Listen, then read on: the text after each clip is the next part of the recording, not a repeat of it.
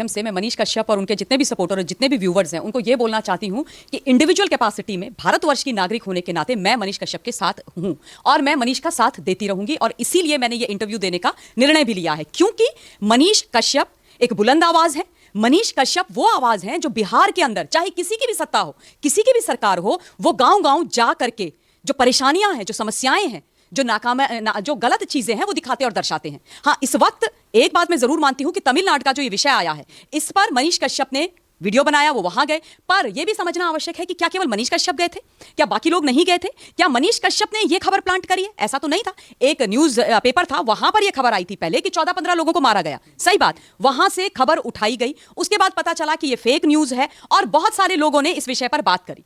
अब समझने वाली बात यह है बिहार के लिए और हिंदुस्तान के लिए कि तेजस्वी यादव ने और बिहार की पुलिस ने सिर्फ और सिर्फ मनीष कश्यप को क्यों टारगेट बनाया? क्या विचारों की अभिव्यक्ति की स्वतंत्रता मनीष कश्यप के पास नहीं है?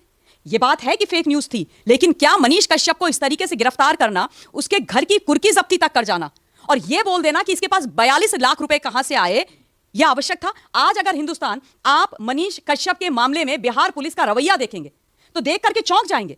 बिहार पुलिस के ट्विटर हैंडल पे जाइए आप, आज दिन में मैं गई थी और उसके बाद मैं देख करके मुझे इतना आश्चर्य हुआ कि ऐसा लग रहा है मानो मनीष कश्यप एक पत्रकार, एक यूट्यूबर ना हो गया, कोई भयंकर रंगबाज रंगदार हो गया।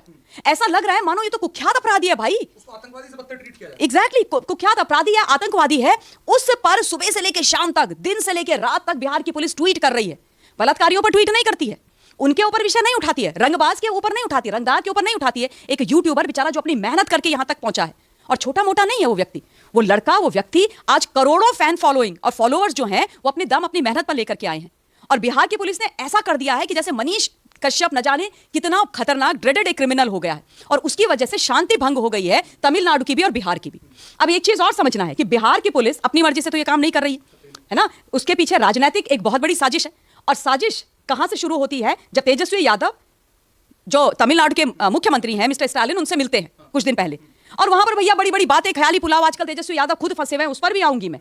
लेकिन इनको ये लग रहा है अभी पूरे के पूरे विपक्ष को कि वो नहीं तो मैं सही, मैं अगला प्रधानमंत्री, मैं अगला प्रधानमंत्री, मैं अगला प्रधानमंत्री। तो ये सारा जो इनका तमाशा चल रहा है ये इसलिए कि भाई ये वाला जो विपक्ष है, ये लोग हैं, ये हमारे साथ खड़े रहे तो ठीक है, इसमें मनीष कश्यप की ऐसी तैसी कर दी जाए, और यही तेजस्वी यादव ने किया। लेकिन मैं बिहार की पुलिस से एक पॉइंटेड क्वेश्चन करना चाहती हूं कि भैया आप ये बताओ, आपने ये तो निकाल के खंगाल के रख दिया कि मनीष कश्यप के एक बैंक अकाउंट में 3 लाख रुपए हैं, एक में बोला कि 48,000 रुपए हैं, एक में बोल दिया 38 लाख रुपए हैं, टोटल 42 लाख रुपए हैं। मनीष कश्यप के पास इतना कैसा पैसा आया? मैं भी सोच रही हूं कि मनीष कश्यप के पास 42 लाख रुपए, पर मैं दूसरे तरीके से सोच रही हूं केवल 42 लाख रुपए।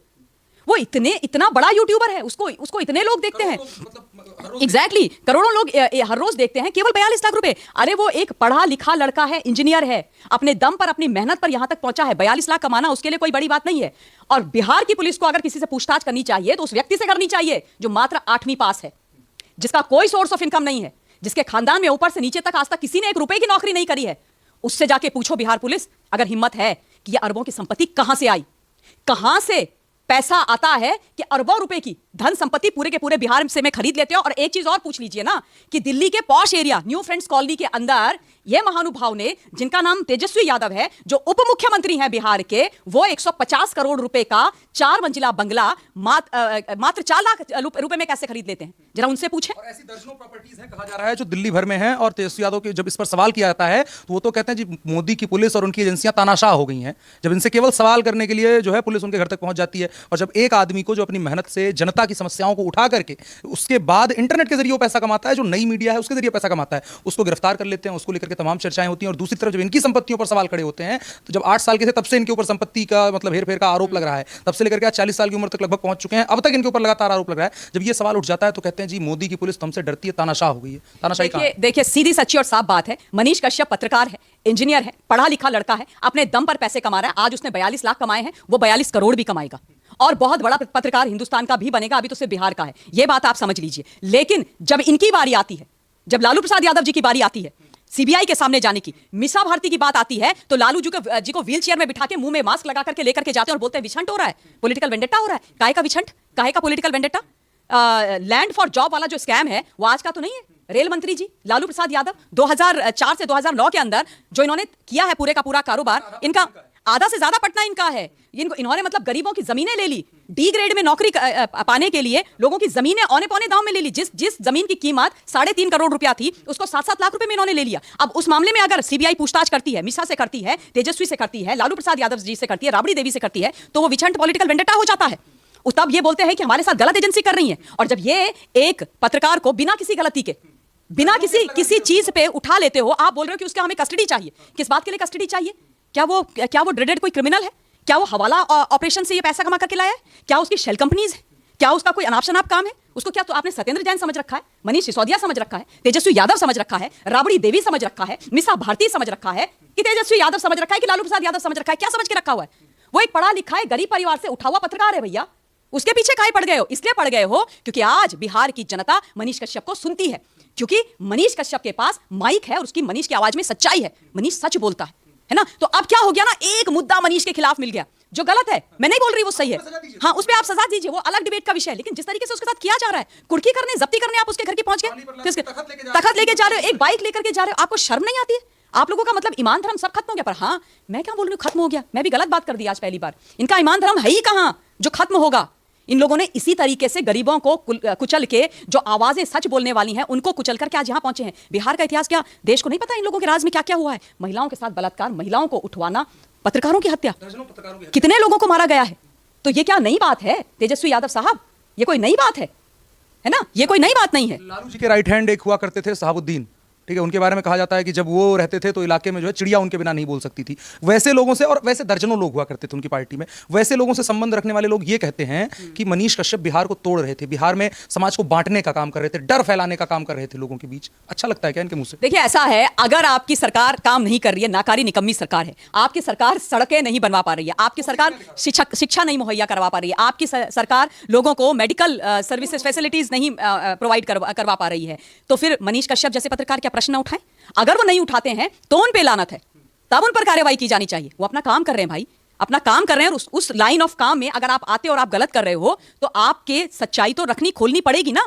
कैसे नहीं करेंगे? लोकतंत्र का चौथा स्तंभ हम पत्रकारिता को बोलते हैं ना। तो क्या पत्रकार जो सच्चा आदमी है, सच्चा पत्रकार है, वो काम ना करे? मुझे तो ऐसा लगता है ये सारे चोर मौसेरे भाई हैं।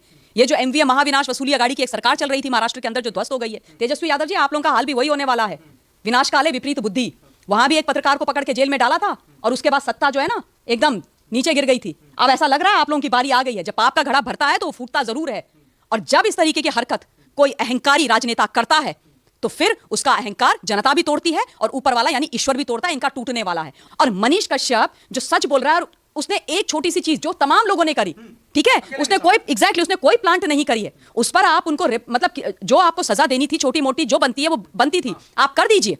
वो आप उनका वीडियो डिलीट करवा दीजिए, आप उनसे बोल दीजिए कि आगे से तुम सोच समझ के ये काम करना, पब्लिकली माफी मांगो, ये तमाम चीजें कर दो, तमिलनाडु इसकी सरकार से माफी मांगो, माफीनामा लिखो, कई तरीके होते। ये सारी चीजें करने के बजाय आपने उन पे मल्टीपल धाराओं में, कठिन धाराओं में एफआईआर दर्ज करा दी, आपने उनको मतलब भगोड़ा घोषित कर दिया, आप कुर्की जब्ती करने उनके घर में पहुंच गए, आप उसको जिस तरीके से उसके मुंह में कपड़ा डाल के, उस बेचारे के हाथ में हथकड़ियां बांध करके, चप्पल तक पहनने को नहीं दिया, उसको खदेड़ के आप ले जा रहे हो। क्रिमिनल है, आतंकवादी है, रंगबाज है, रंगदार है, क्या समझ के रखा हुआ है? तब इनका वो नहीं होता है, तब विछंट नहीं होता है, तब पॉलिटिकल वेंडेटा नहीं होता है। दर्जन मंत्रिमंडल कुछ नहीं तो दर्जन भर केस खाए बैठा हुआ है, उसके बावजूद ये लोग कहते हैं नहीं, बिहार को बचाने के लिए मनीष कश्यप नाम की इस समस्या को मिटाना जरूरी है, किसी ना किसी तरीके से इसको कैद करके रखो ताकि ये बोल ना पाए। मैं यहाँ से एक सवाल और आपसे एक पूछना चाहता हूँ। मनीष कश्यप के एक वीडियो था कुछ दिनों पहले, उन्होंने कहा था कि तेजस्वी जी मैं 25 में आपको मुख्यमंत्री नहीं बनने दूंगा, और तेजस्वी यादव की बड़ी पुरानी ख्वाहिश है, कुछ नहीं तो 2 टर्म बीत गया है कि मुख्यमंत्री बनने की ख्वाहिश लिए रहते हैं, अचानक से वो चकनाचूर हो जाता है।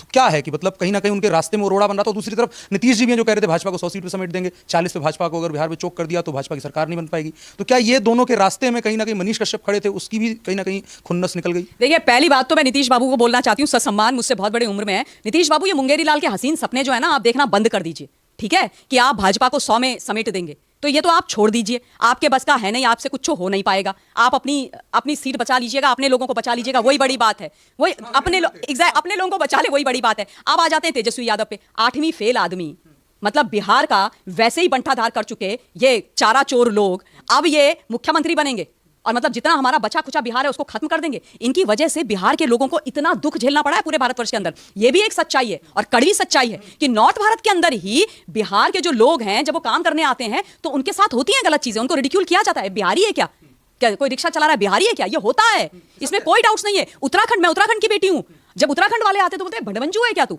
तो ये चीजें झेलते हैं। मैं बिहार का दर्द समझ सकती हूँ क्योंकि मेरे उत्तराखंड के लोगों के साथ भी ये होता है। तो जब उत्तर भारत में होता है तो दक्षिण भारत के अंदर से अगर ऐसी कोई खबर आती है तो कोई भी बिहारी जिसका दिल बिहार के लिए धड़कता है, जो बिहार की जमीन और गरीबी से उठ के आया है, उसको ये खबरें इफेक्ट करती हैं। तो उसमें एग्जैक्टली उसमें उसने कर दी चीजें, बोल दी उसने चीजें, है ना। तो ये ऐसा होता है। पर ये स्थिति पूरे भारतवर्ष के अंदर या उत्तर भारत के अंदर ही बिहार वालों की क्यों हुई? किसने रूल किया बिहार को सबसे ज्यादा? किसने बर्बाद किया बिहार को सबसे ज्यादा? किसने चोरी चकारी करी बिहार में सबसे ज्यादा? ये जो बैठे हुए हैं ना लालू प्रसाद यादव जी का पूरा कुनबा, पूरी बारात खड़ी करके जो बच्चों की ये बैठे हुए, इन्होंने ही तो किया। ये लैंड फॉर जॉब क्या स्कैम है? डी ग्रेड में रेलवे के अंदर भर्ती करने के लिए लालू प्रसाद यादव ने क्या किया? बोला कि इनकी जहां पर जमीन है उसके आसपास की जितनी जमीन है इन लोगों को भर्ती करो। उनको बोला कि तुम्हारी जो जमीन है तुम औने पौने दाम में, अगर 50 करोड़ रुपया तुम्हारी जमीन की कीमत है, 5 लाख में हमें दे दो, तुम्हारे परिवार के एक सदस्य को डी ग्रेड की नौकरी दिलवा देंगे रेलवे में।